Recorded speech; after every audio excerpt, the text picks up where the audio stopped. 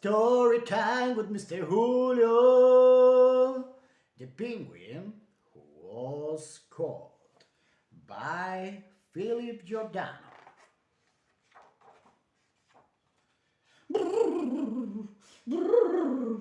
One morning, Milo realized he was cold.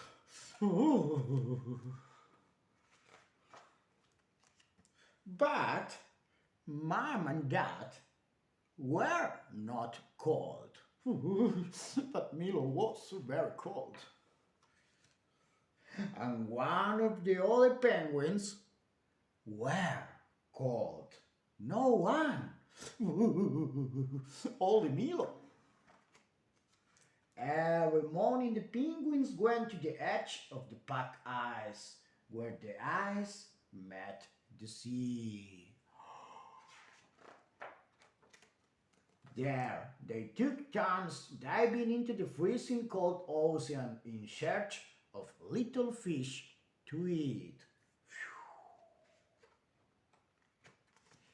One day, Milo refused to jump.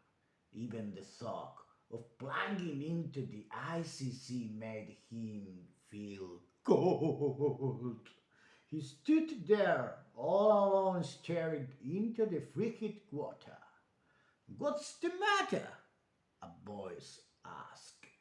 The penguin looked around, but there didn't seem to be anyone there. Why aren't you in the sea with the others? Asked the voice. Because I'm cold, Milo said. The water began to bubble.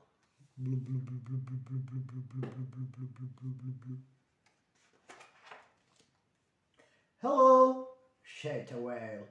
I'm about to travel. I think you would like the place where I'm going. Would you like to come along?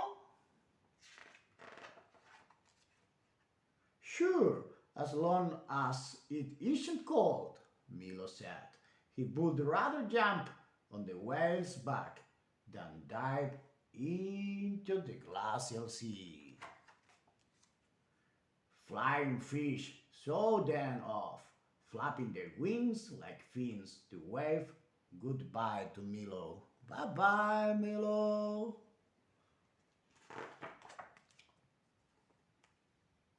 They met a turtle who gave them directions. I think this turn right. But then, for days, they saw only water, more water, and a few small jellyfish. Are we lost? Are we lost? Milo wondered.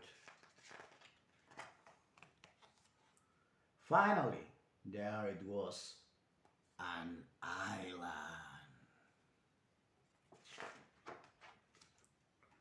On the island, birds of 1,000 colors and shapes greeted the penguin with a big welcome. In the evening, a large white parrot invited Milo to see the view from the tallest tree on the island. Beneath them, the jungle slept. The silence was very familiar to Milo, pointing to the moon, which looked like an igloo. He began to talk about his home. He spoke of the frozen pack ice, of the snow that fell silently, and of the fact that he had been feeling cold for a long time. That night, the parrot had an idea.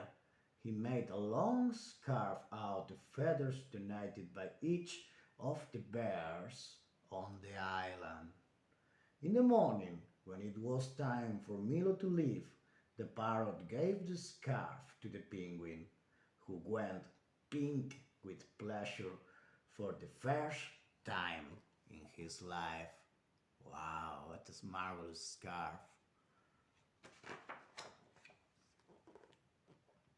Remember that you will always be welcome here, said the white parrot, waving to Milo from the beach.